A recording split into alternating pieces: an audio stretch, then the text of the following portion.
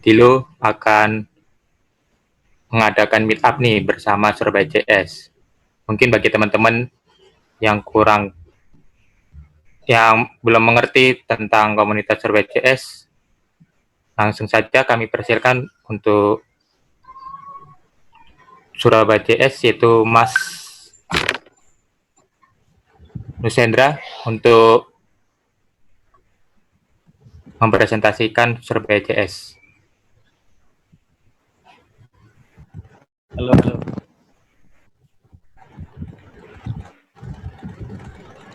Halo, selamat sore teman-teman semua. Sore. Nah, Sore. perkenalan ya, saya Nusendra. Jadi di sore ini Surabaya JS ada pertama kali meet up online conference seperti ini. Jadi nanti speakernya dari dari pengurus kita sendiri, ada Mas Burhan, terus kemudian ada, sebentar saya kok lupa ya, ada 3 lah itu.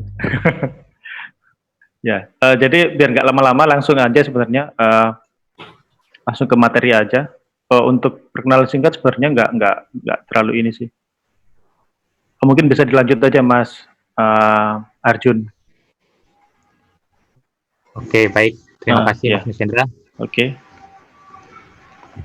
Untuk langsung aja ya mungkin ya, biar nggak lama-lama, nanti takut nanti udah mulai azan maghrib nih. Ya betul. Oke, langsung Soalnya aja. ada 3 speaker kan ini. Iya, 3 speaker ini. Langsung aja mungkin dari yang pertama, Mas Excel, yang akan topiknya tentang introduce asynchronous in JavaScript. Waktu dan tepat, kami persilakan Mas.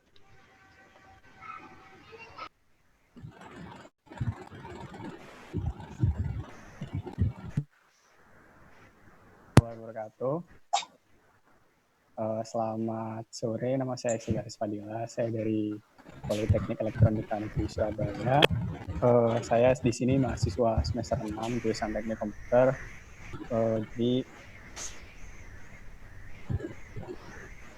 Halo. Nama saya Excel Garis Fadila dari Politeknik Elektronika Negeri Surabaya. Di sini saya mahasiswa semester 6. Di sore ini saya mau membawakan materi tentang asynchronous JavaScript.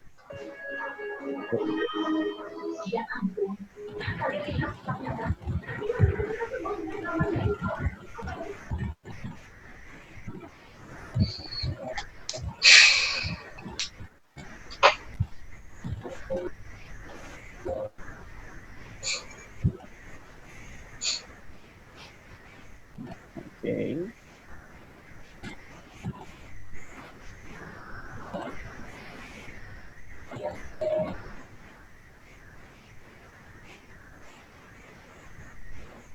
Apakah slide-nya sudah bisa terlihat? Bisa. Udah. Oke. Jadi ini bisa dilihat dari kontak saya. Saya biasa aktif di Telegram sama di Discord. Jadi kalau misalkan mau kontak-kontakan bisa langsung hubungi di sini. Oke. Jadi kita langsung masuk ke materinya. Yang pertama kita bahas tentang definisi dari asynchronous itu sendiri. Nah, asynchronous itu punya arti yaitu sebuah proses yang berjalan secara sendiri. Nah, di sini kita akan membahas kenapa sih kok JavaScript itu butuh yang namanya asynchronous. Jadi JavaScript sendiri itu punya sebuah masalah, yaitu JavaScript sendiri itu merupakan bahasa yang single thread. Nah, apa sih itu thread? Thread itu bagian kecil dari suatu proses. Nah, proses sendiri itu seperti apa? Kalau misalkan kita analogikan, kita bisa melihat ada 2 kotak di sini. Yang satu kotak berisi satu lingkaran yaitu thread, yang dimana kotak itu merupakan proses. Kemudian di kotak yang sebelahnya itu ada kotak yang berisi banyak lingkaran-lingkaran yang berarti itu thread. Nah, gambarannya proses itu ibaratnya kalau misalkan kita bermain sebuah game FPS. Nah, ketika kita bermain sebuah game, katakanlah kita mau main tembak-tembakan. Ketika kita menembak, nah nanti ada beberapa proses yang terjadi dalam game itu. Yang pertama, ada satu thread yang menjalankan suara tembakan itu sendiri. Yang satu, kemudian ada thread yang merender game itu sendiri. Kemudian ada thread yang menggerakkan musuh itu sendiri. Nah, itu tadi sedikit contoh tentang multi-thread dalam sebuah proses. Nah, hal ini tidak bisa dilakukan di JavaScript karena JavaScript itu sendiri merupakan bahasa yang single thread. Nah, gampangannya kalau misalkan kita mau membayangkan sebuah single thread itu ada seperti pada gambar yang di slide ini. Di sini ada dua fungsi, yaitu function 1 dan function 2. Nah, kalau kita lihat di sebelum function 2 itu ada function 1. Kalau misalkan kita mau menjalankan function 2, itu function 2 harus menunggu function 1 itu selesai, baru kemudian function 2 bisa berjalan. Nah, di sini single thread punya kelemahan yang namanya dependent, di mana setiap fungsi itu saling berketergantungan. Kalau misalkan fungsi 1 mengalami kegagalan untuk berjalan, otomatis kan fungsi 2 tidak bisa berjalan. Akhirnya satu program itu tidak bisa berjalan semua. Nah, kelemahan yang lain dari single thread yaitu lambat. Kalau misalkan fungsi 1 terdapat program yang amat sangat berat, katakanlah ada looping. Nah, fungsi 2 ini tidak akan bisa berjalan sampai looping dari fungsi 1 itu sendiri selesai. Nah, disinilah masalah dari single thread itu sendiri. Atau kalau misalkan kita mau analogikan, single thread itu seperti kalau kita lomba lari estafet. Nah, fungsi 1 adalah orang yang pertama, dan fungsi 2 adalah orang yang kedua. Kalau misalkan kita lomba estafet, kan ada beberapa orang yang harus saling mengoperkan tongkat. Kalau misalkan orang yang megang tongkat pertama itu larinya lambat, otomatis kan orang kedua itu harus nunggu pelari pertama sampai dia ngasihkan tongkat itu sendiri. Otomatis kan itu menghambat. Nah, itu tadi kurang lebih gambaran dari single thread. Nah, terus gimana kalau multi thread? Multi thread ini bisa dilihat dari slide di sini. Kalau multi-thread, fungsi 1 dan fungsi 2 itu tidak saling berketergantungan. Mereka jalan bareng-bareng dan mereka nggak peduli siapa yang selesai duluan. Nah, sayangnya kalau di JavaScript sendiri, ini tidak mungkin. Karena apa? JavaScript merupakan bahasa yang single thread.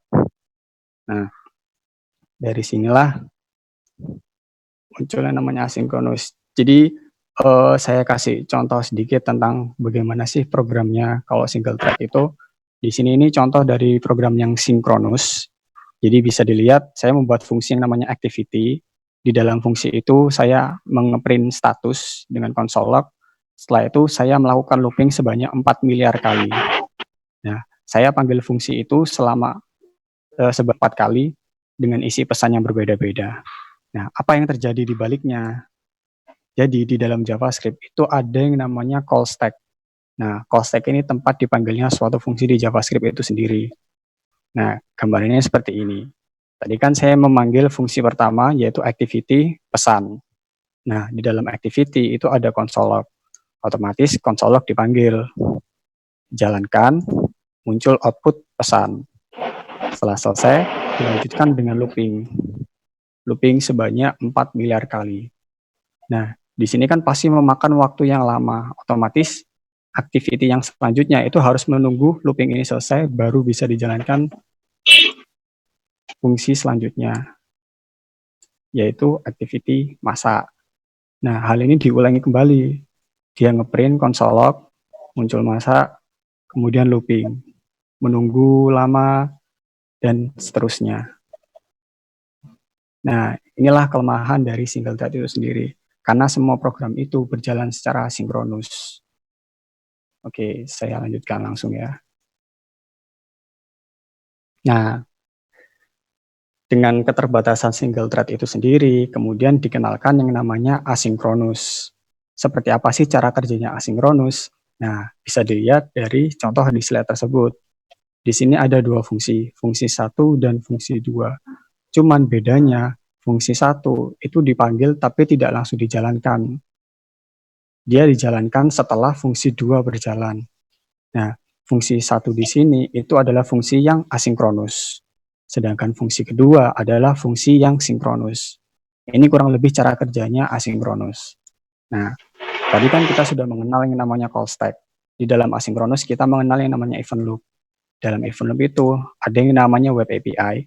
Yang web API ini jadi nanti JavaScript itu terbantu dengan browser. Kemudian ada event queue. Jadi nanti ada fungsi yang misalkan kita langsung ke contoh aja. Nah, di sini ada program console log hello world, kemudian ada set timeout. di dalamnya ada console log timeout. Nah, set timeout ini kan dia menghitung timer selama 5.000 milisecond atau 5 detik. Nah, kita lihat apa yang terjadi di balik itu. Pertama, dia menggunakan console log di call stack. Nah, di sini kemudian di print hello world. Selanjutnya, dia menjalankan set timeout selama 5 detik. Nah, set timeout ini akan dijalankan timer oleh web API. Nah, timer ini tidak dijalankan oleh JavaScript itu sendiri, melainkan dibantu dengan browser. Itu makanya dia disebut dengan web API. Nah, setelah dia 5 detik, dia selesai. Di dalamnya tadi ada program console log. Console log ini masuk ke event queue. Kemudian event queue ini akan mengecek apakah call stack tadi itu sudah kosong atau belum. Kalau misalkan sudah kosong, baru event queue masuk ke call stack. Kemudian baru dijalankan timeout. Nah, saya kasih contoh yang lebih panjang lagi. Di sini saya tambahkan looping setelah melakukan timeout. Nah, bisa diperhatikan set timeout di sini yang sebelumnya 5 detik saya ubah menjadi 10 milisecond. Otomatis kan lebih cepat. Nah, kalau misalkan lebih cepat berarti setelah saya menjalankan console log hello world, seharusnya set timeout langsung di print console log timeout. Tapi kita lihat apa yang terjadi. Ketika kita menjalankan console log hello world sudah, kemudian set timeout lalu dihitung selama 10 milisecond. Tetapi console log timeout ini tidak langsung di print. Kenapa? Karena itu tadi event queue di sini akan menunggu apakah di call stack itu masih ada program yang lain. Misalkan masih ada program yang lain, maka dia akan menunggu sampai programnya di dalam call stack itu sudah benar-benar kosong. Nah, di sini ada looping selama 4 miliar, otomatis di event queue ini akan menunggu. Setelah looping selesai, kemudian console log, loop done, baru di event queue ini masuk ke call stack semua. Nah, timeout. Kurang lebih seperti itu. Nah, ini gambaran dari GIF-nya mengenai bagaimana sih cara kerjanya event loop itu sendiri. Ini ada timer, menghitung, kemudian event queue. Nah, bisa dilihat. Oke. Jadi kurang lebih itu tadi gambaran gimana sih event loop itu sendiri. Nah, jadi kuncinya dari asynchronous JavaScript itu dari event loop. Nah, kalau kita berbicara tentang asynchronous JavaScript kan pasti kita dengar istilah tentang promise, async, await.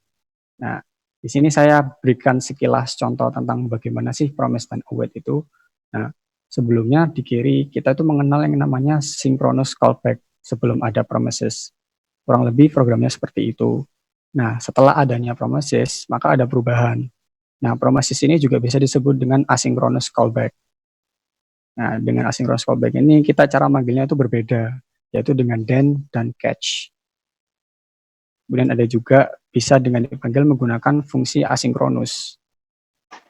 Nah, tadi kan permasalahannya, kalau misalkan kita memiliki fungsi asinkronus, dia kan dijalankan terakhiran, nggak dipanggil duluan. Terus gimana caranya kalau saya mau mengambil value dari fungsi asinkronus? Nah, di sini kita mengenal yang namanya await. Jadi await ini seakan-akan fungsi yang tadinya asinkronus itu dijalankan terlebih dahulu untuk mendapatkan value-nya. Karena kalau misalkan saya mengambil value fungsi asinkronus itu biasanya munculnya undefined.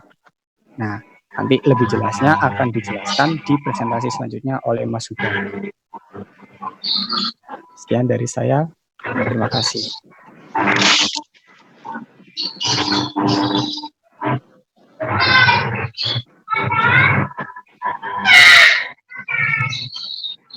Dan ke Dilo.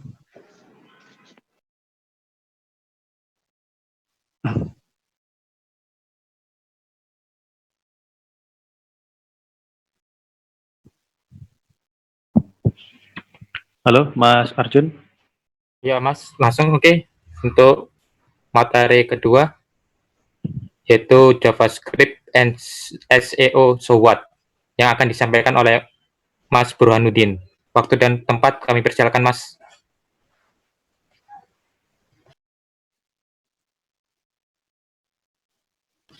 Mas Burhan? Ya. Oke. Assalamualaikum warahmatullahi wabarakatuh. Selamat sore teman-teman Surabaya JS semuanya. Di sini saya akan melakukan diskusi dan sharing dengan topik JavaScript dan SEO.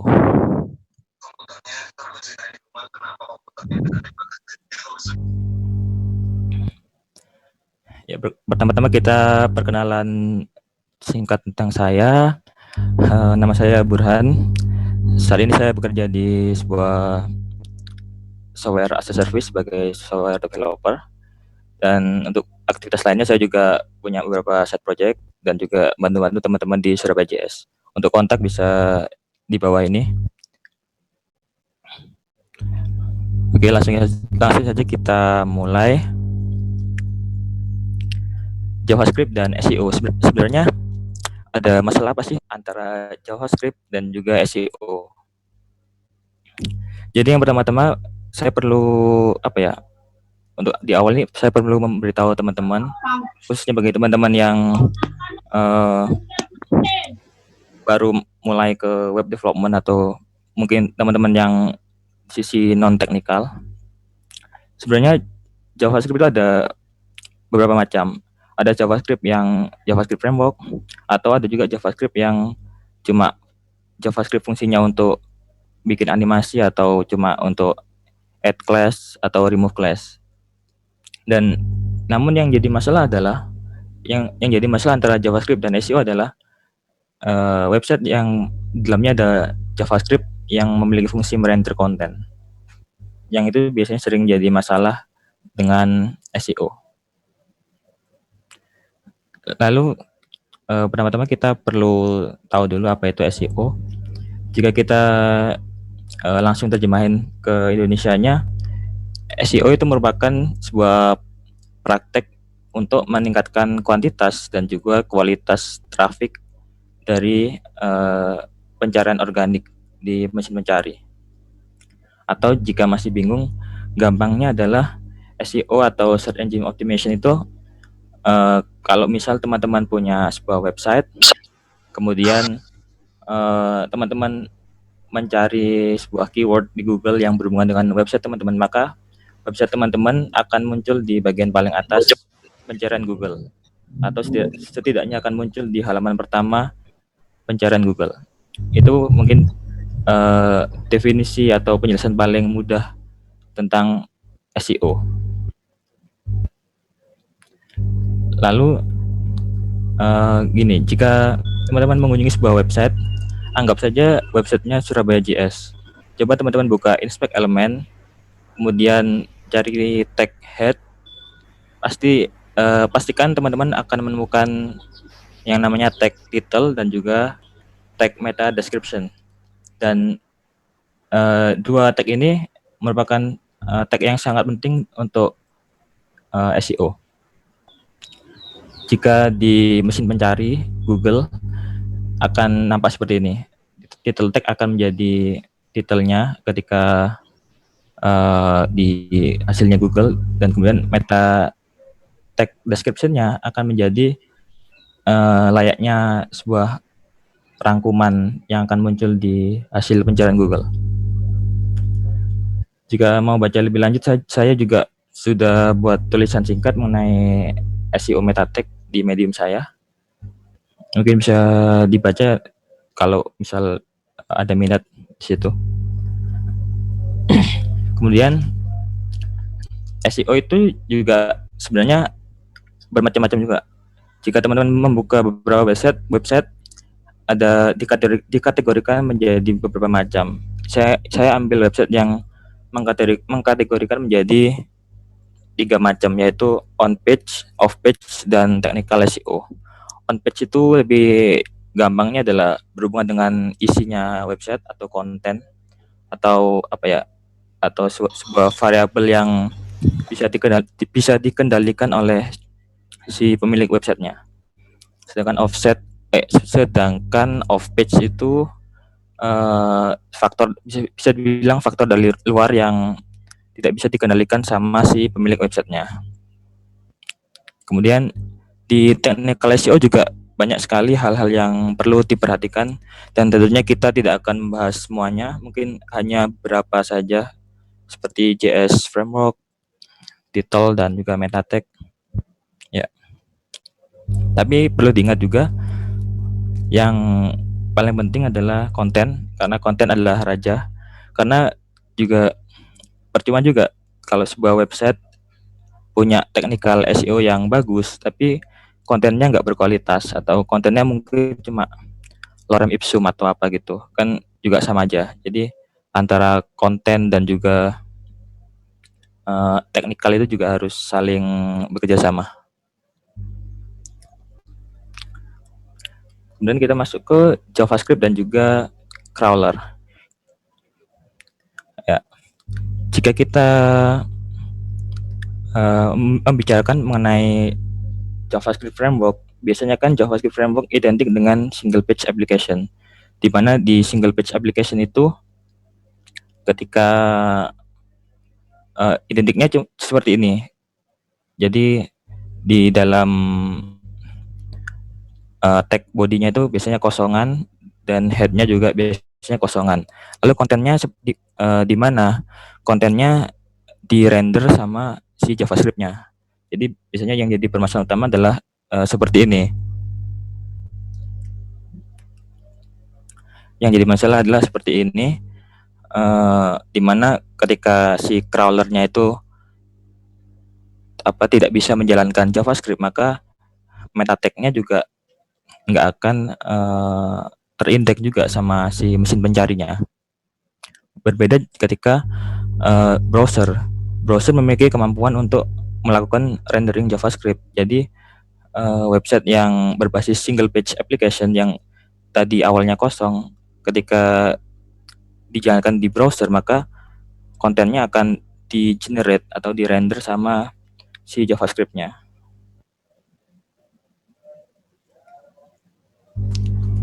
Lalu sebenarnya ini sudah agak lama sih kabar baik yang bagi JavaScript developer. Jadi saat ini Google sudah menggunakan Evergreen Googlebot, di mana menggunakan Chrome versi 74, yang mana Chrome versi 74 merupakan versi Chromium yang sama dengan Chrome yang ada di browser kita. Jadi dari pihak Google mengklaim bahwa crawler mereka yang terbaru sudah bisa merender JavaScript, dan mereka memiliki support yang sangat baik terhadap website yang berbasis single page application. Ini adalah bisa dibilang cara indexing terbaru dari si Evergreen ini. Jadi mereka akan crawling, kemudian mereka akan memproses dulu si websitenya itu. Jika konten mereka di-render dengan JavaScript, maka si pihak Google-nya akan merender dahulu kontennya dan baru dilakukan indexing. Google juga punya series JavaScript SEO. Jika teman-teman mungkin berminat juga bisa nanti nonton di YouTube-nya Google Webmaster. Lalu kita akan bahas technical SEO untuk framework JavaScript seperti React, Angular, Vue, Svelte, atau mungkin juga website yang lain yang tidak bisa disebutkan di sini. Ada beberapa cara untuk membantu Googlebot atau Google Crawler. Ketika kita bermain dengan single page application atau bermain dengan sebuah JavaScript framework, pastikan kita usahakan jika bisa kita gunakan links untuk sebuah links. Artinya ketika kita menggunakan JavaScript framework, kita kan pasti bisa menggunakan click event seperti on click. Di Vue.js misalkan kita bisa pakai on click, kita taruh di div-nya atau di span atau di tag link-nya. Jadi tag itu bisa kita klik. Sedangkan dari Google Crawler-nya itu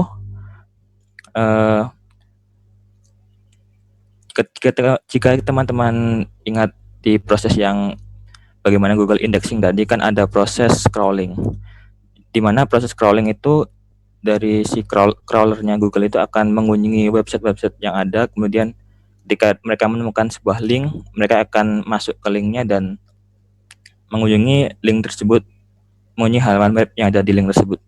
Jadi gunakan link. Kenapa? Karena jika kita tidak menggunakan link, si crawlernya tidak akan bisa masuk ke link yang ada di website kita, karena crawler tidak mengeklik sesuatu, tapi mereka mengunjungi link tapi tidak mengeklik sesuatu. Jadi jika linknya terdeteksi bukan tag link yang sesungguhnya atau tag A, maka si Google-nya tidak akan meng-crawl link tersebut. Kemudian jangan gunakan hash mode yang ada hashtagnya, itu gunakan yang standar saja seperti history mode. Lalu buat sitemap-nya, dan kemudian jangan masukkan konten yang low quality.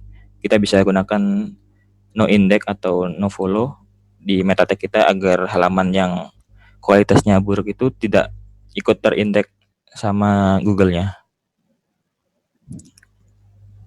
Kemudian yang perlu kita lakukan ketika kita menggunakan JS Framework, kita perlu melakukan setup terhadap meta tag dan title tag-nya kita secara baik. Jika di React bisa pakai, jika React dan Vue kita pakainya bisa pakai third party library. Jika Angular mereka punya library sendiri. Di sini saya akan sedikit sampel dengan Vue Meta. Caranya gampang banget. Jadi kita perlu install dulu pakai npm install Vue Meta. Kemudian tinggal diimport saja di file entry point-nya Vue.js, yaitu biasanya main.js. Kita tinggal import Vue Meta, kemudian pakai Vue use Vue Meta seperti ini. Lalu tinggal di bagian halaman Vue.js-nya kita tinggal taruh seperti contoh berikut ini.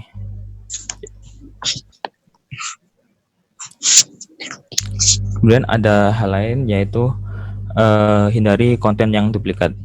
Terkadang kan sebuah website bisa memiliki konten yang sama tapi cara masuknya beda, atau kontennya atau link yang berbeda bisa menuju ke halaman yang sama. Jadi kita perlu tentukan kira-kira canonical linknya yang mana, karena Google hanya akan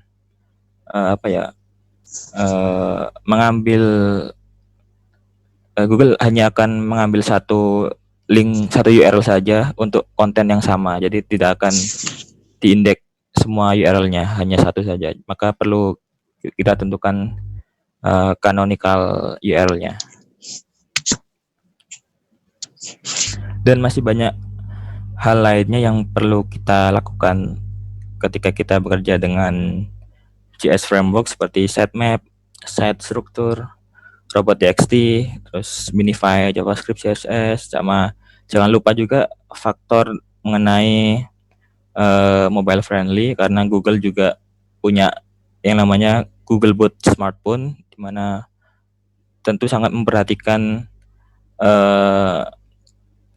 kualitas dari website ketika dibuka di mobile gitu. Dan masih banyak lagi sebenarnya. Nah, tadi kan kita bahas mesin pencari khususnya Google. Lalu bagaimana dengan Facebook, Twitter, dan LinkedIn? Jangan salah bahwa sosial media seperti Facebook, Twitter, LinkedIn mereka juga mempunyai crawler, tapi fungsinya crawlernya beda. Jika Google tadi kan crawlernya fungsinya untuk mesin pencari, sedangkan di sosial media crawlernya lebih tepatnya fungsinya untuk membuat sebuah objek. Saya nyebutnya objek link gitu. Karena saya nggak tahu namanya, jadi nyebutnya objek link seperti ini. Ketika kita posting sebuah link, maka akan muncul sebuah kotak gitu, otomatis muncul sebuah kotak. Jika di Facebook seperti ini, jika di Twitter juga seperti ini, akan muncul sebuah kotak seperti ini. bagaimana cara melakukannya?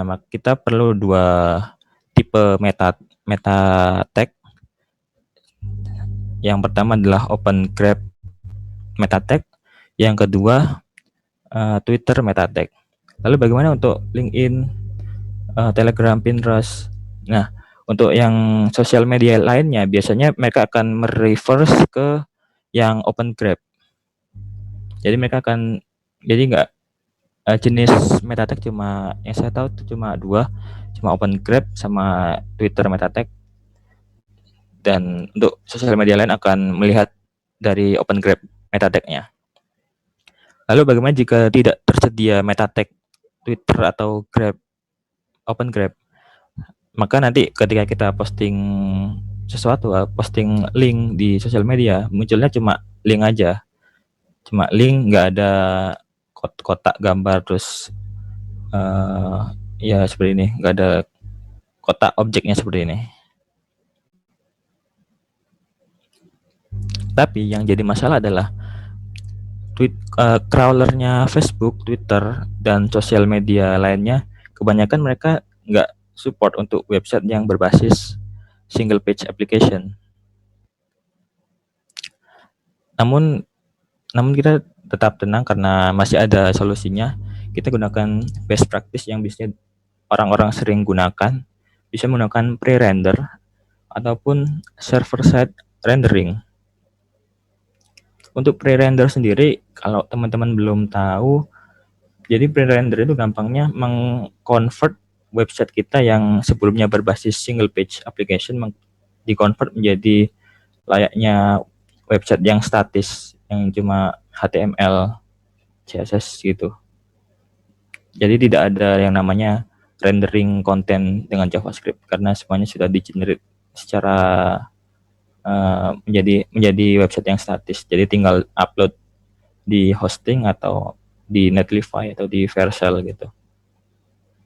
Sedangkan untuk server side rendering, ini bisa kita bilang kebalikan dari client side rendering. Jika SPA atau client side rendering itu kan kontennya di render setelah di browser. Jadi file index.html-nya dikirimkan ke browser, kemudian baru di browser di render sama JavaScript, baru kontennya muncul. Jika server side rendering, ketika di server maka akan di render dulu kontennya. Jadi ketika dikirim ke browser akan menerima file index.html yang di dalamnya sudah ada kontennya. Jadi tidak perlu merender konten dengan JavaScript di client. Untuk frameworknya bisa pakai Nuxt.js untuk Vue.js. Kalau pakai React bisa pakai Next, atau Svelte bisa pakai Shaper. Kalau Angular juga ada Angular Universal.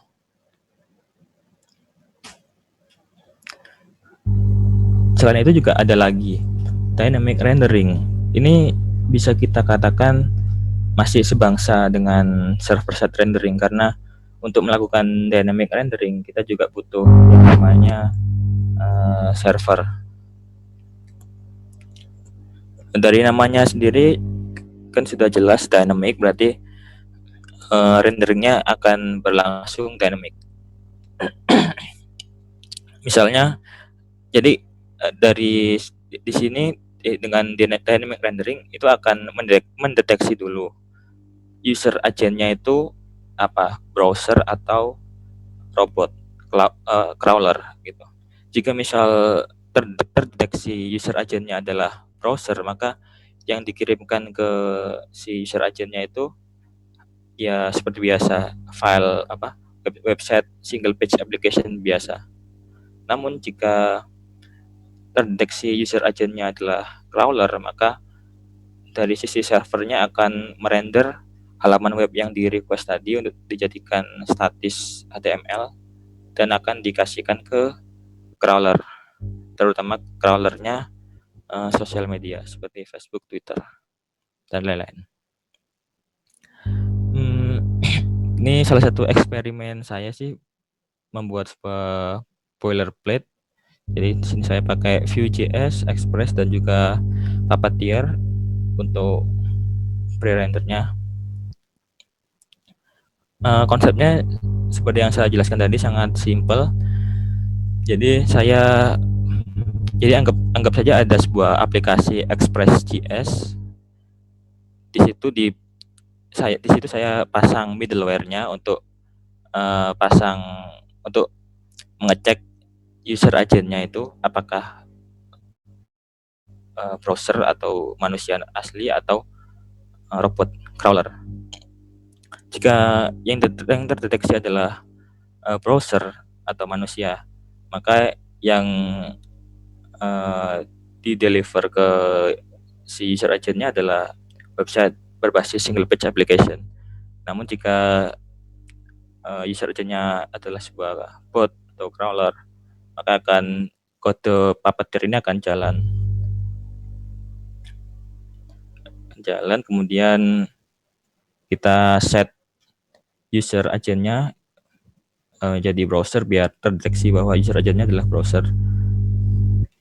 Kemudian di local URL ini adalah halaman web yang di request tadi, dan kemudian hasilnya nanti berupa HTML yang dimana kontennya sudah terrender dan tinggal dikasihkan ke si botnya itu.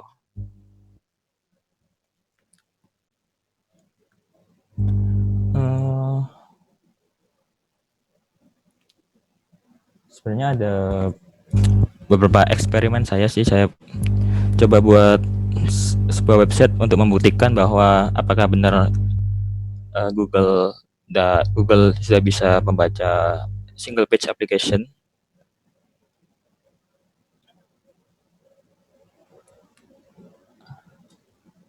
Jadi di awalnya struktur yang saya buat seperti ini, kosong, nggak ada apa-apanya. Wait.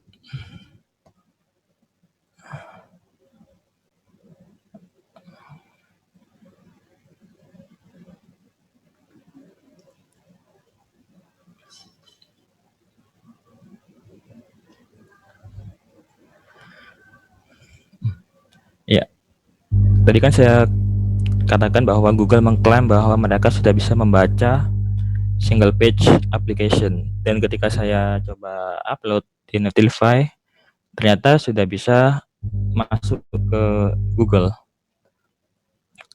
Dari meta tag-nya sudah terpampang, detailnya juga. Jika kita menggunakan Google Search Console, kita bisa lihat kan crawled page, kita bisa lihat bahwa tadi kan detailnya kan nggak kayak gini. Jadi ini detailnya di-generate dari dari JavaScript. Kemudian dari meta tag-nya tadi kan kosongan. Di sini meta tag-nya tergenerate juga oleh si JavaScript-nya. Saya kasih open grep untuk Facebook-nya karena nanti saya juga bakal membuktikan kalau apakah Facebook bisa atau tidak bisa membaca single page application. Dari konten di body-nya juga sudah muncul, sudah terrender di sini. Ini untuk yang single page application.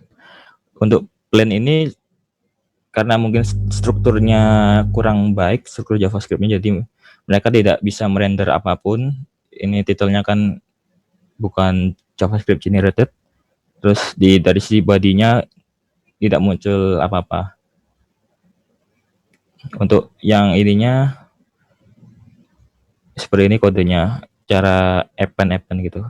Saya pakai Vanilla.js, child append. Lalu ini yang untuk SSR. Terakhir crawling tanggal 2 April. Jadi kita lihat detailnya sudah terrender, dari description-nya juga. Ya. Untuk yang pre-render harusnya memang selayaknya sudah terrender juga detailnya. Kemudian dari meta description-nya juga muncul, dari isi kontennya sendiri juga muncul. Itu Google. Lalu bagaimana dengan sosial media Facebook? Hasilnya seperti ini. Ini saya script lagi tadi sekitar jam 1, jam 2. Tidak memunculkan apapun, mereka hanya mendeteksi seperti ini. Ini bukan ini detail yang bukan di render sama JavaScript, melainkan detail yang memang ada di index.html-nya. Jadi mereka tidak bisa, saya simpulkan mereka tidak bisa membaca JavaScript. Ini untuk pre-render. Sini kita bisa lihat terdeteksi untuk detailnya, description-nya, open graph image-nya.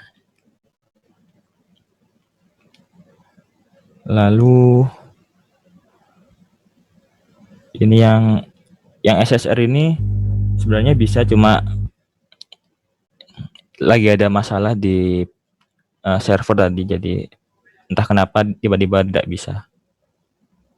Nanti saya tunjukkan di PowerPoint ada contoh SSR yang berhasil dibuat link objeknya. Kemudian ini untuk dynamic render. Jadi ketika kita buka ini di browser, modenya adalah mode single page application yang akan muncul. Namun ketika dibuka dengan crawler Facebooknya, maka yang muncul adalah ini pre-render web page.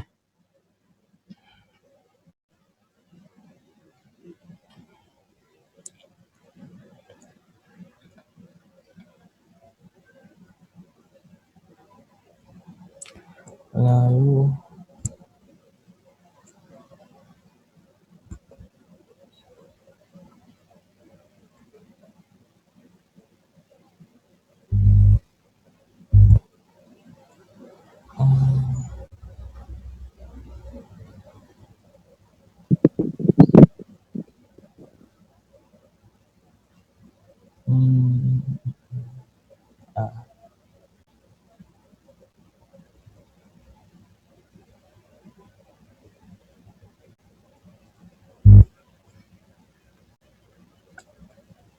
ya, ini contoh yang SSR. Ini crawlernya sekitar bulan Maret atau Februari, saya lupa. Jadi untuk SSR bisa terdeteksi oleh Facebook crawlernya. Ya, terima kasih. Sekian dulu presentasi saya mengenai JavaScript dan juga SEO. Untuk sumbernya bisa lihat di slide-nya JSON Engine, terus Curio Engineering, dan juga Moz. Terima kasih. Saya kembalikan ke MC. Oke, menarik banget ya pasti ya. Terima kasih buat Mas Burhanuddin. Oke, yang terakhir nih, langsung saja, yaitu materinya tentang Consume API from Airtable with Express.js. Waktu dan tempat silakan untuk Mas Miftahul Huda.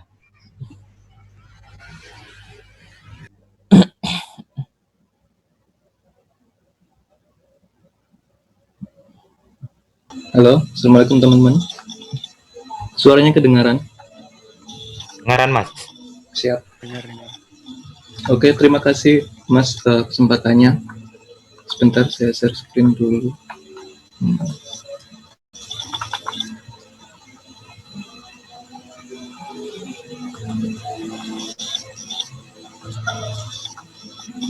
Oke. Slide-nya sudah kelihatan? Sudah kelihatan kok Mas. Sudah kelihatan Mas. Oke. Selamat sore teman-teman. Perkenalkan, nama saya Miftahul Huda. Kali ini saya akan mempresentasikan mengenai bagaimana mengkonsumsi API dari Airtable dengan Express.js. Sebelumnya, saya mau mengenalin diri terlebih dahulu. Nama saya Miftah Huda. Saat ini saya kuliah di Trunojoyo Madura. Dan kalau misalkan ada pertanyaan mengenai web atau yang lain, bisa kontak saya di @iniakunhuda. Itu kemungkinan besar adalah akun saya. Lanjut. Nah, apa itu Airtable? Di sini teman-teman udah pernah pakai Airtable belum? Kalau misalkan belum, jadi Airtable itu apa? Airtable itu adalah software kolaborasi yang dirancang untuk menjadi basis data, spreadsheet, dan aplikasi manajemen proyek sekaligus. Didirikan oleh Howie Liu dan teman-temannya tahun 2012. Dan sampai sekarang itu udah 80.000 lebih orang di berbagai dunia yang pakai. Nah, Airtable itu bentuknya kayak gini. Jadi dia kalau teman-teman pernah pakai Trello, jadi Trello itu kayak project management sama kayak Airtable. Cuman dia bisa gabungan. Jadi kayak gabungan dari Trello sama Google Spreadsheet. Jadi dia bisa bentuknya spreadsheet dan lain-lain. Jadi ini fitur gratis dari Airtable, ada unlimited board sama 1200 record per base atau per tabel. Terus attachment gambar dan lain-lain itu 2 GB. Lalu untuk historinya kayak Undo dan lain-lain itu cuma 2 minggu. Dan akses untuk blog. Jadi blog itu seperti halnya kayak ekstensi. Jadi misalkan kayak ekstensi kalender dan lain sebagainya. Nah, ini dia salah satu keunggulan dari Airtable itu sendiri. Kalau yang Kanban view, kan kita biasanya kalau pakai Trello itu kan kita pernah bentuknya kayak gini. Nah, Airtable itu bisa dinamis, jadi dia bisa bentuknya grid, Kanban, form, atau bahkan kalender. Lalu, fitur Airtable yang lain itu dia bisa mengatur berbagai database sesuai kategori. Lalu bisa kolaborasi dengan teman atau tim. Dan kolomnya, setiap kolom itu dia bisa nyimpen gambar atau checklist atau bahkan drop down. Jadi dia nggak terbatas hanya teks atau integer aja. Dan lain-lain. Nah, Airtable juga nyediain API yang keren. Jadi kenapa? Dia keren karena Airtable itu langsung nyediain dari data kita yang ada di punya dia, misalnya data ini, itu bisa langsung jadi dokumentasi API. Jadi ada dokumentasi yang lengkap banget buat bisa dipakai langsung sama developer. Nah, itu yang menjadikannya 10 kali lebih unggul dari spreadsheet biasa kayak Google Spreadsheet dan lain sebagainya. Tapi, dia cuma punya batas 5 request per detik. Nah, kenapa sih pilih Airtable buat jadi database sementara? Kan setiap aplikasi atau aplikasi yang dinamis, misalkan kita mau pakai contoh studi kasus, kita mau bikin blog, pasti kan kita harus pakai database biar konten yang ada di dalamnya itu selalu terupdate kan. Kita bisa nulis kontennya sendiri, nggak harus nyentuh codingan, harus ngoding ulang buat nambah artikel dan sebagainya. Jadinya pasti dibutuhkan database. Nah, di JavaScript sendiri sebenarnya ada database yang udah bagus banget buat dipakai, kayak MongoDB, MySQL, dan lain sebagainya. Itu pilihan nomor 1 sih sebenarnya buat pakai database sama yang dari backend Express. Nah, tapi kalau misalkan kita mau pakai MongoDB misalkan, dan kita mau pakai studi kasus, mau bikin blog, nah ternyata kan kita harus bikin admin panelnya dulu kan. Nah itu kan pasti menghabiskan banyak waktu juga. Jadinya kita harus buat misalkan untuk artikel sendiri, terus kategori sendiri, dan lain sebagainya. Kita harus ngoding untuk tampilan adminnya sendiri dengan Express.js tentu saja. Nah, kalau misalkan kita terbatas sama waktu, deadline dari klien yang cepat, atau kita mau bikin prototype buat aplikasi, atau nyoba hal-hal yang simple-simple, kita bisa pakai Airtable. Nah, kenapa kita bisa pakai Airtable? Jadi di Airtable itu, sama yang tak tunjukin tadi, dia bisa berfungsi sebagai admin panel. Jadi kayak ini dia tabelnya, artikel, terus ini ada kolom judul, teks, sama Slack untuk URL-nya. Nah, dia juga bisa berfungsi jadi admin panel. Daripada kita bikin susah-susah, kalau misalkan project kita sederhana atau mau kita buat prototype, kita bisa pakai Airtable buat salah satu solusi untuk mengaturkan itu. Dan juga Airtable dari data yang ini, dia akan menggenerate API otomatis yang bisa kita pakai dengan menggunakan framework JS ataupun yang lain, bisa pakai PHP dan lainnya. Nah, gimana sih cara membuat API di Airtable? Jadi yang harus pertama kita lakukan itu daftar terlebih dahulu di airtable.com. Setelah itu, setelah daftar, kita konfirmasi dan kita buat base baru. Misalkan kita mau buat base mengenai blog sederhana. Nah, kita masukin nih detail workspace kita, detail base kita. Tadi kan ada artikel, judul, teks, serat. Nah, ini kan yang sederhana. Nanti kalau misalkan teman-teman mau buat yang lebih kompleks lagi, misalkan tambah kategori dan lain-lain, itu juga bisa. Nah, selanjutnya untuk komponen-komponennya sendiri, seperti yang saya jelasin tadi, yang di atas itu nama database-nya, yang ini itu tabelnya, terus yang kolom itu ya kolomnya. Jadi sama kayak spreadsheet biasa, tapi dia bisa jadi apa namanya, bisa jadi database. Nah, untuk kolomnya sendiri itu banyak pilihan, nggak hanya teks dan juga angka, ada bisa tanggal, email, URL dan lain sebagainya.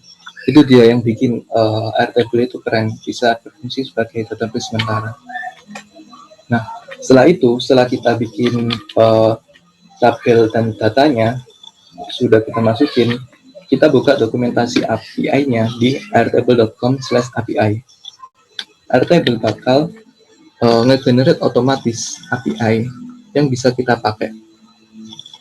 Dan ini menurut saya udah super lengkap sih. Jadi udah ada tiap tabelnya, jadi ada CRUT-nya sendiri, create, update, delete-nya. Nah, terus gimana sih cara memanfaatkan API dari Airtable dengan Express.js?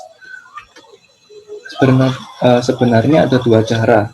Yang pertama itu pakai core, dan yang kedua itu pakai package-nya Airtable di npm. Tapi kali ini kita bakal pakai yang package-nya Airtable biar lebih gampang, soalnya tinggal install dari npm aja. Nah, sebelum kita mulai, aku mau review dikit mengenai Express.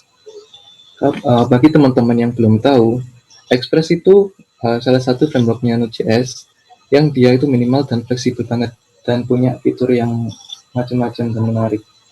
Nah, kali ini kita bakal membuat blog sederhana dengan Express yang manfaatin API berasal dari Airtable. Jadi teman-teman bisa install Express-nya terlebih dahulu, npm install Express, lalu spasi EJS. EJS itu template buat Express-nya. Nah, untuk struktur dasar dari Express itu sendiri, itu seperti ini. Jadi yang 1 sama 2 dia itu nggak include kan, jadi dia itu memanggil Express-nya buat diinisialisasi dan dimasukin di apps.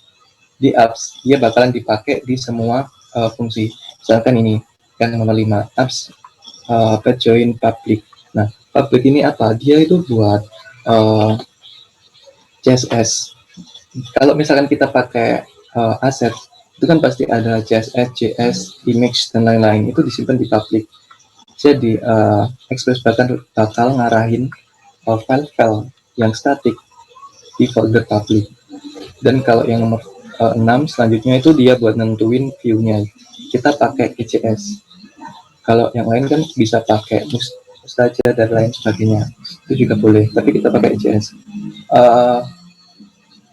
Lalu untuk yang ini 9, jadi dia itu sama kayak kita definisikan indeks.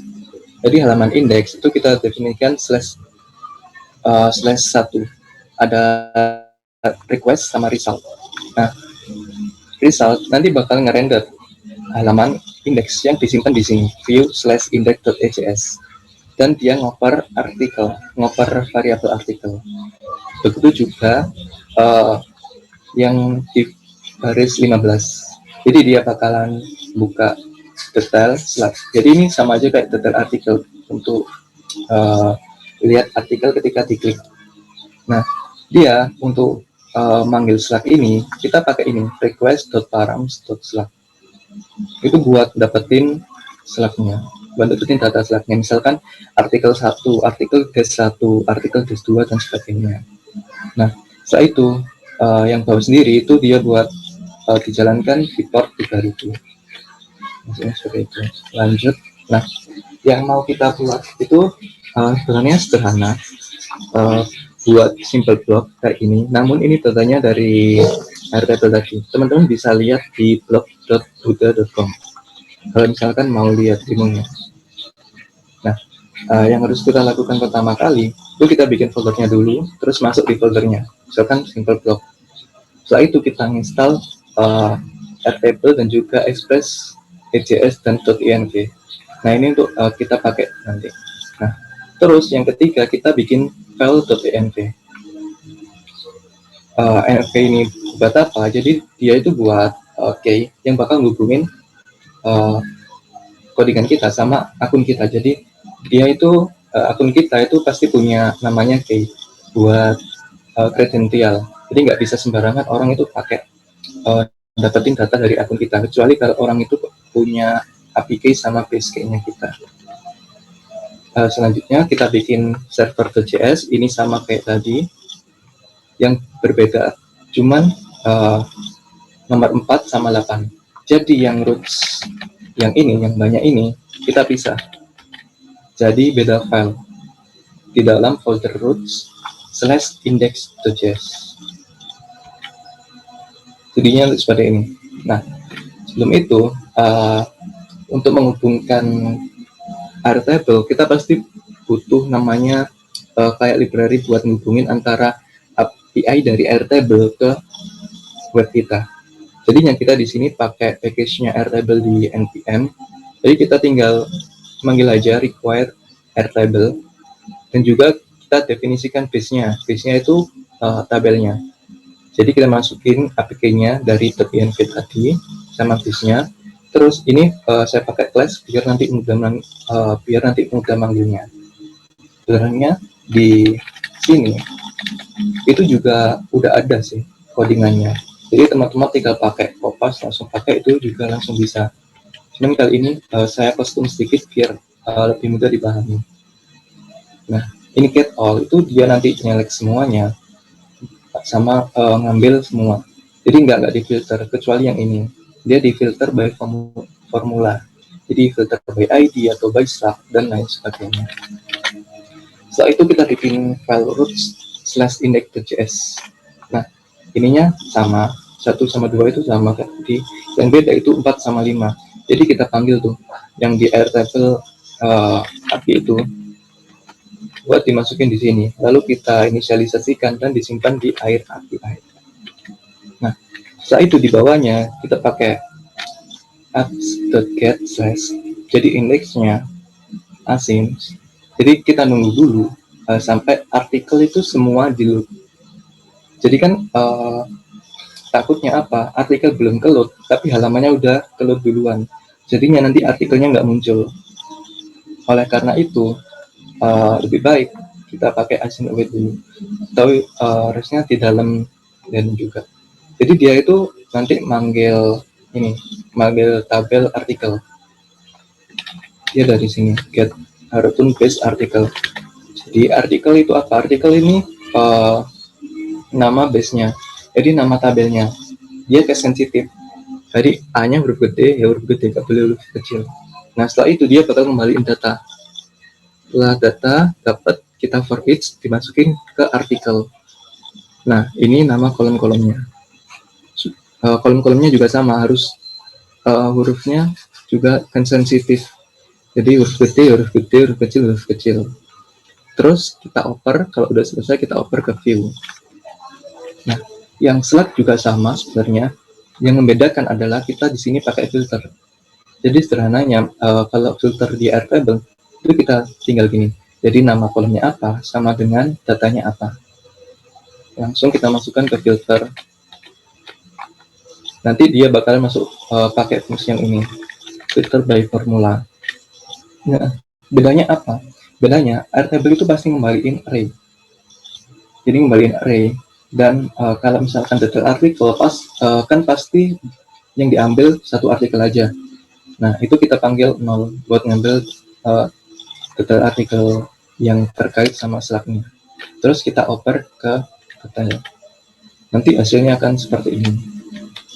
Nah, buat teman-teman yang mau nyoba atau mau kontribusi bisa melihat repo saya di sini github.ini-akunhuda simpleblock-express.js-airtable. Nah, biar lebih mudah dipahami daripada saya tadi ngecek, kita nyoba demo dulu.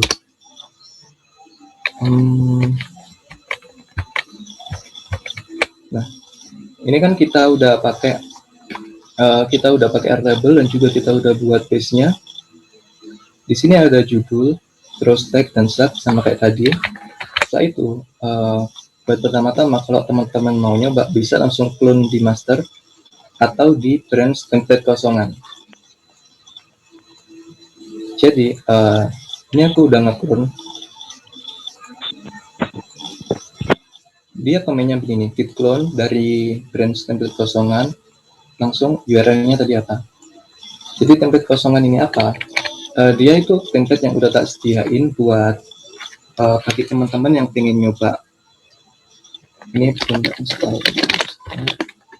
jadi buat teman-teman yang pengen nyoba itu bisa nyoba di sini. Jadi ini udah ada servisnya, udah ada jadi kita tinggal mainan dari indeksnya sendiri.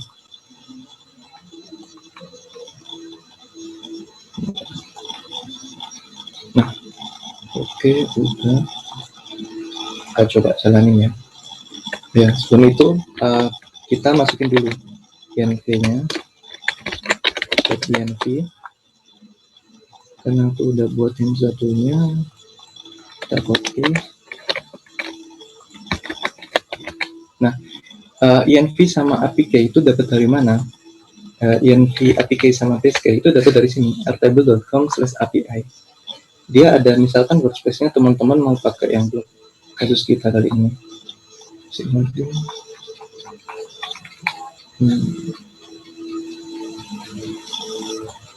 Nah, setelah INV ini udah ditambahin, teman-teman bisa jalanin aplikasinya. Bisa pakai node biasa atau pakai node demo. Oke, dia udah jalan di port 3000. Nah, ini dia APK ini. Nah, di sini teman-teman bakal kelihatan. Nah, ini dia. Ini APK-nya, ini base-nya. Jadi di sini juga bisa langsung pakai kayak ini, langsung tadi select dan lain-lain. Itu nanti teman-teman bisa baca aja. Karena ini udah lengkap banget sih menurutku. Sekarang kita mau nyoba. Sudah. Sorry mas, ini ya mas. VS Code-nya nggak kelihatan mas. Oh, share-nya keliru mas.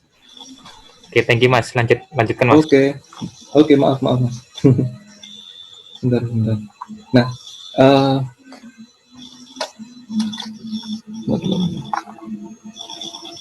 nah ini nanti yang bakal kita pakai. Harus saya share screen dulu.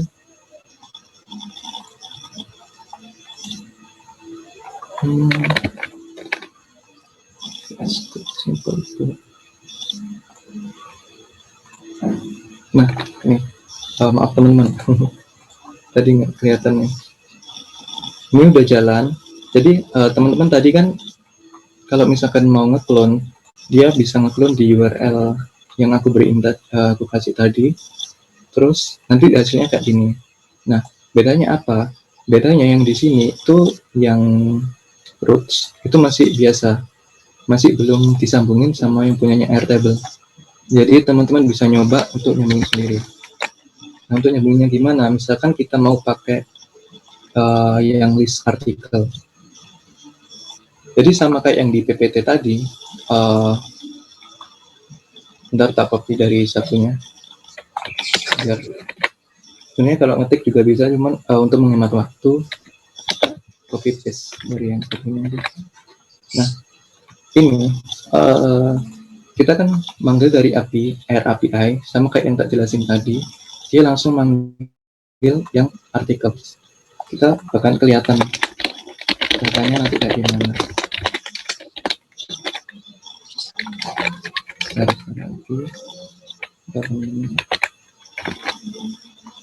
Nah, ini kan kita kelihatan dia recordnya ngambil dari tabel articles, dan sebenarnya di sini tuh juga ada banyak fungsi lain kayak select, create, update, dan lain sebagainya. Nah, dalam tiap row atau record namanya itu dia ada ID-nya. Jadi ID-nya ini generate dari Airtable itu sendiri. Jadi kita nggak bisa lihat. Bisanya ya kalau kita select itu baru kelihatan ID-nya. Jadinya makanya kita pakai Slack itu buat biar bisa lebih mudah kita kustomisasi. Jadi misalkan ini lorem ipsum 1, ini artikel 1 dan sebagainya. Kita lihat dia jadinya kayak gimana. Kita share screen yang lain.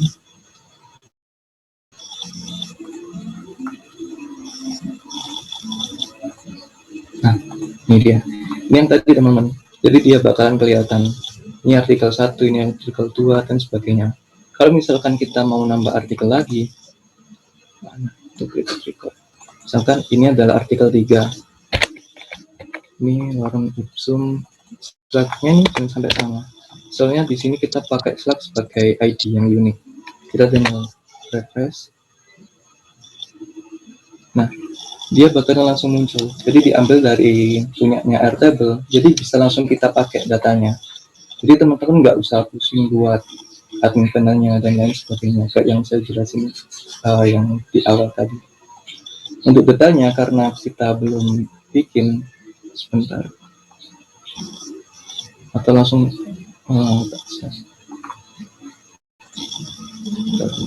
saya share ini. Nah, untuk detailnya sendiri kita kan masih manual kan, belum kita hubungkan ke Airtable-nya. Jadi kita saya copy dulu.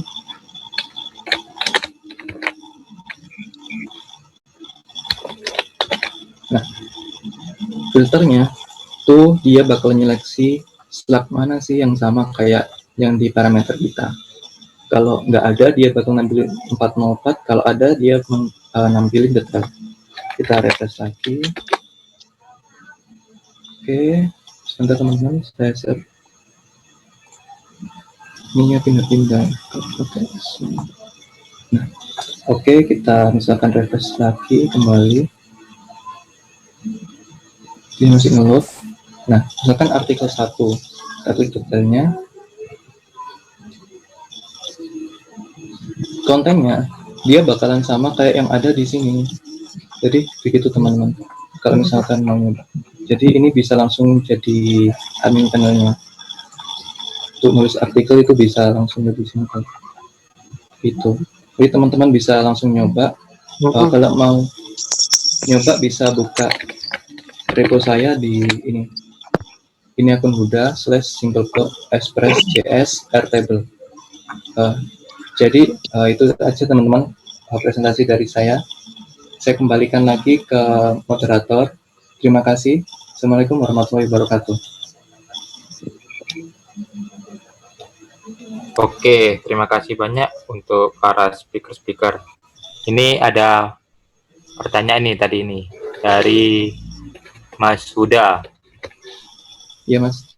Mas Huda telah menggunakan Airtable untuk production suatu project atau hanya sebagai temporary database atau untuk prototype aplikasi front end-nya, Mas? Monggo dijawab, Mas.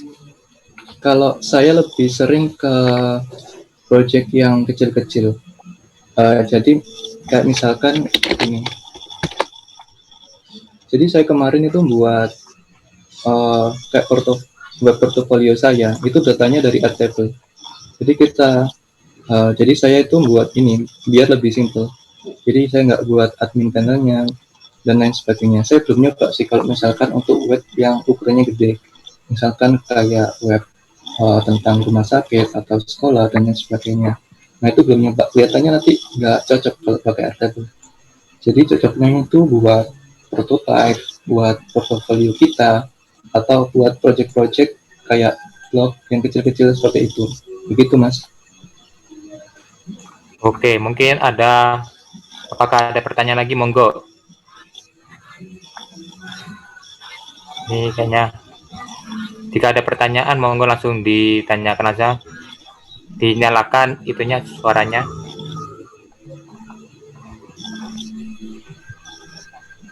Monggo. Ya, ada yang bertanya? Halo, Mas Arjun. Ya, Mas. Halo. Tanya buat Mas Excel. Monggo Mas Excel, langsung. Monggo Mas. Mungkin Mas Excel bisa ditunjukkan contoh-contoh untuk asinkronus versus yang non asing, yang asinkron. Asinkron versus sinkronnya seperti apa? Soalnya mungkin tadi kan lebih ke teknis ya. Mungkin contohnya masih teman-teman mungkin ada beberapa yang belum paham.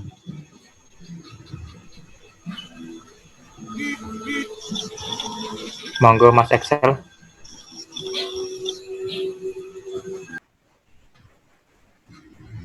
Halo Mas Excel. Halo. Oh ya, monggo. Pertanyaan tadi dari Mas Nusendra.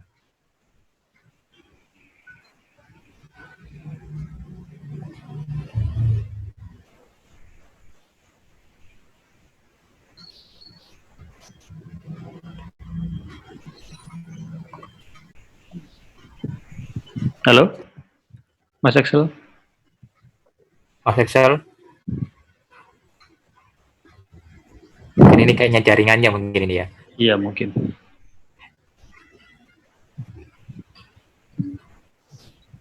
Oke, ini udah.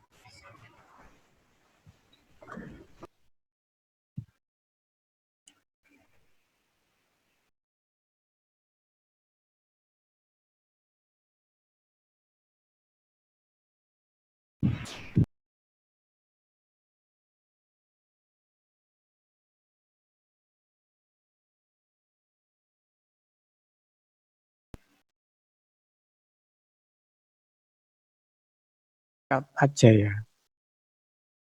Kan sebelum ada asinkronus itu kita cuman kalau misalkan bikin fungsi itu seperti ini. Function test dalam kurung R. Nah, ini tuh satu contoh fungsi yang sinkronus. Nah, semenjak ada asynchronous function, itu ada kata-kata tambahan yang namanya async function. Nah, di async function ini kita itu bisa menjalankan fungsi itu secara asinkronus dengan syarat di sini ada yang namanya await, yaitu await itu nanti mengambil promises yang dimana promises itu asynchronous callback, kemudian nanti dia bisa mengambil value dari asynchronous function dari asynchronous callback itu tadi. Itu contoh singkatnya seperti itu. Jadi emang cuman dari kata-kata async function itu gimana? Oke, berarti contohnya mungkin bukan ibarat sih. Jadi contohnya kalau misalkan kita punya aplikasi gitu ya. Kita punya aplikasi di dashboard itu kita ingin nampilin data, misalkan kita ingin tampil data total penjualan, pembelian sama misalkan total produksi gitu ya. Dari tahun 2000 sampai 2020 misalkan. Itu kan datanya kan sangat banyak. Misalkan kalau kita pakai sinkronus, itu berarti nanti pertama kita kan get data penjualan dulu misalkan. Dari tahun 2000 sampai 2020 misalkan ada 1 juta, misalkan 10 juta data. Itu kan untuk data yang pembelian sama yang produksi itu kan harus nunggu yang penjualan kan. Iya. Gitu. Jadi untuk selesainya juga mungkin berarti lama gitu ya. Sedangkan kalau kita pakai asinkronus, ketiganya langsung jalan secara bersamaan, nanti nyampainya juga lebih cepat gitu ya. Mungkin seperti itu Mas ya. Iya, jadi nggak ada blocking gitu istilahnya. Oke, Oke, terima kasih Mas Excel. Oke, terima kasih Mas Nusendra untuk pertanyaannya. Mungkin ada yang bertanya lagi dari teman-teman yang masih bingung mungkin materinya.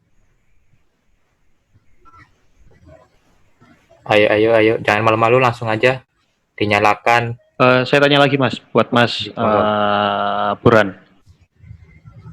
apa namanya? Ya, Berarti kalau web yang SPA, kalau web yang SPA itu kan ada apa namanya? Ada yang mode history sama yang ada hash-nya itu ya. ya. Berarti lebih baik kita pakai yang history daripada yang hash. Kalau hash kan nanti nggak dibaca ya, halamannya. Atau gimana? Eh, apa ya? Saya agak lupa sih. Kemarin saya sempat baca kalau sebenarnya mode hash itu bukan sebuah standar URL yang baik gitu. Jadi dari Googlebot-nya itu kurang apa ya? Pokoknya kurang baik aja dari sisi Googlebot-nya karena bukan standar yang baik untuk URL. Karena kalau hash itu kan kayak lebih ke kalau kita pengen pergi ke section mana itu kan biasanya pakai hash. Iya.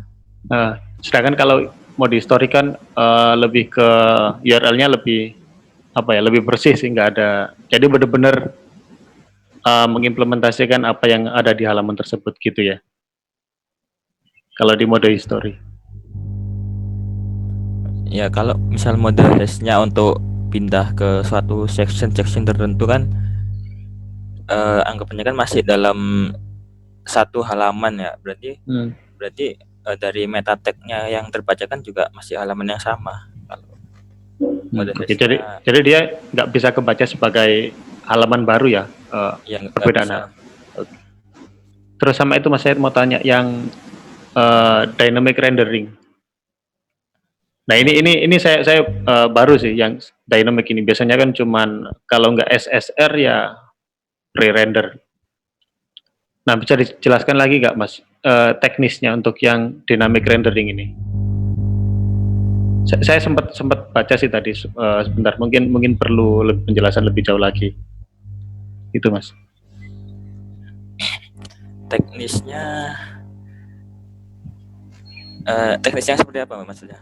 Yang teknis banget gitu. Kalau dynamic rendering ini kan kita butuh server pastinya.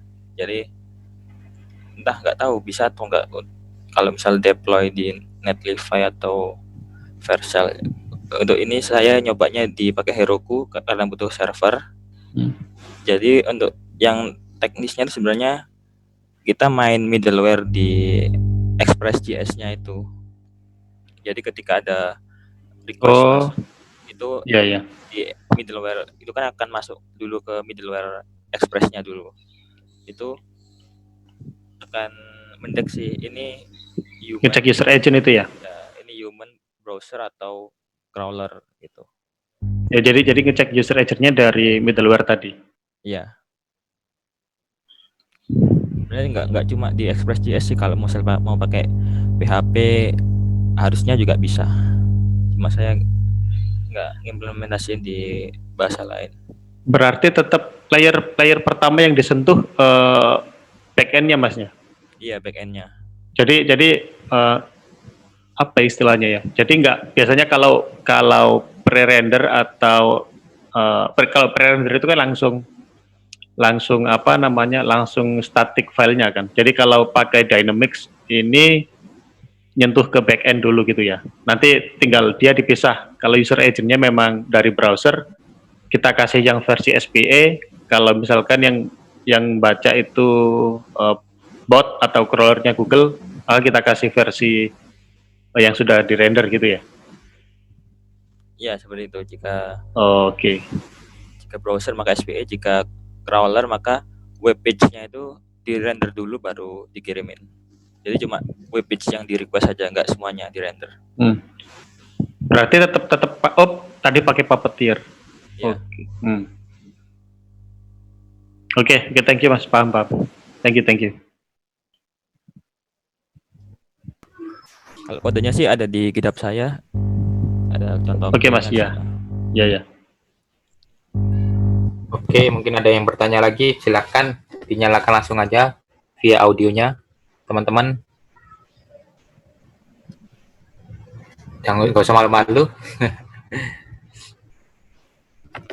Ayo, apakah ada pertanyaan lagi?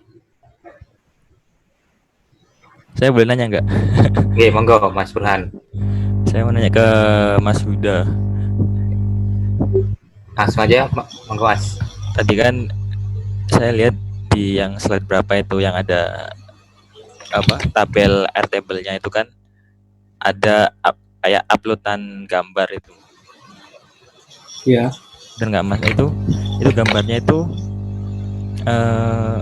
apakah kita harus ngupload ke sumber lain dulu terus linknya ditaruh di airtable itu atau kita bisa ngupload ke airtable-nya juga? Udah itu Mas. oh enggak, itu bisa langsung dari Airtable-nya sendiri, Mas. Jadi kita bisa pilih tipenya, misalnya tipenya attachment, terus kita bisa langsung masukin di sini, pilih gambar. Nah, ini langsung bisa pilih dari URL atau dari komputer kita dan sebagainya. Tapi kalau misalkan kita pakai gambar langsung di Airtable, itu sama kayak tadi, limitnya cuma 2 GB aja kalau attachment-nya. Jadi sulitnya sih gitu. Kalau misalkan kita mau pakai gambar langsung di-upload langsung, gitu Mas. Iya. Ya, tambah.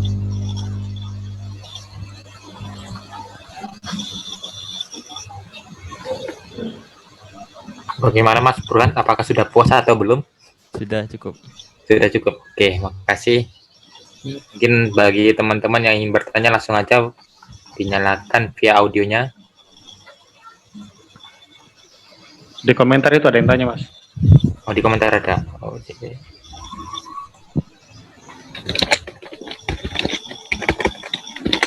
Ini bertanya Mas, Airtable ada support relation DB nggak? Relation kayaknya Mas DB itu udah maksudnya ini. gimana? Mungkin Mas Alfri mungkin bisa langsung dinyalakan aja ya via audionya biar agak lebih jelas gitu. Maksudnya gimana? Mas Alfri, Kalau misalkan menjawab, kalau misalkan menghubungkan antar tabel, misalkan kita pakai Grim K dan Freaking K, bisa di Airtable itu juga bisa. Jadi misalkan kita mau pakai, contohnya ini sih, mana ya? Nah ini punya saya sih. Ini belum tak share.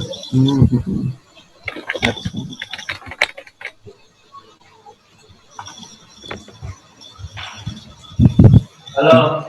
Di Airtable sendiri itu bisa pakai relationship. Jadi misalnya kita pakai kolom, ini kan kolom kategori kan. Kategori kan ngambil dari tabel yang lain, ngambil dari tabel kategori. Jadinya dia bisa langsung milih dia itu kategori yang mana. Jadi kita bisa langsung masukin. Misalnya ini kita tambah, pilih relasi yang mana. Jadi dia termasuk punyanya yang mana, bukan set project dan sebagainya.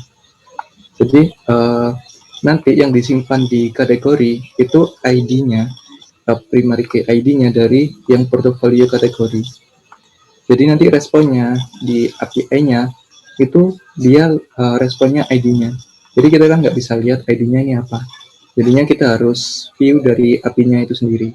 Terima kasih, gitu Mas.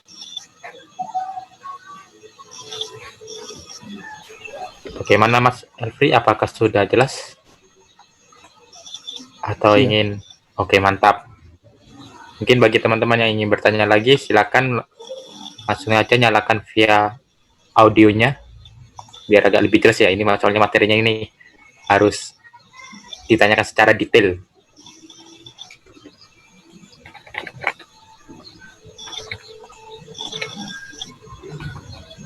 Mungkin ada pertanyaan lagi?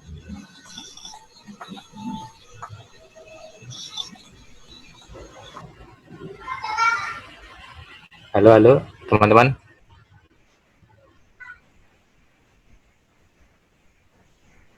Mungkin ini teman-teman ini udah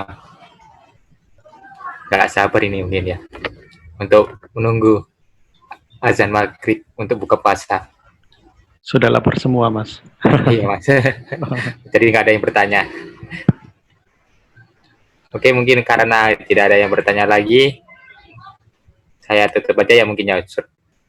Surabaya JS Meetup ke-8 ini. Saya mengucapkan terima kasih untuk para speaker yang telah berkenan untuk mengisi Surabaya Meetup yang ke-8 ini. Dan juga sponsor, yaitu Dilo Surabaya, Codex, dan JetBrains. Oke, saya akhiri saja. Wassalamualaikum warahmatullahi wabarakatuh. Terima kasih teman-teman. Assalamualaikum warahmatullahi wabarakatuh. Waalaikumsalam.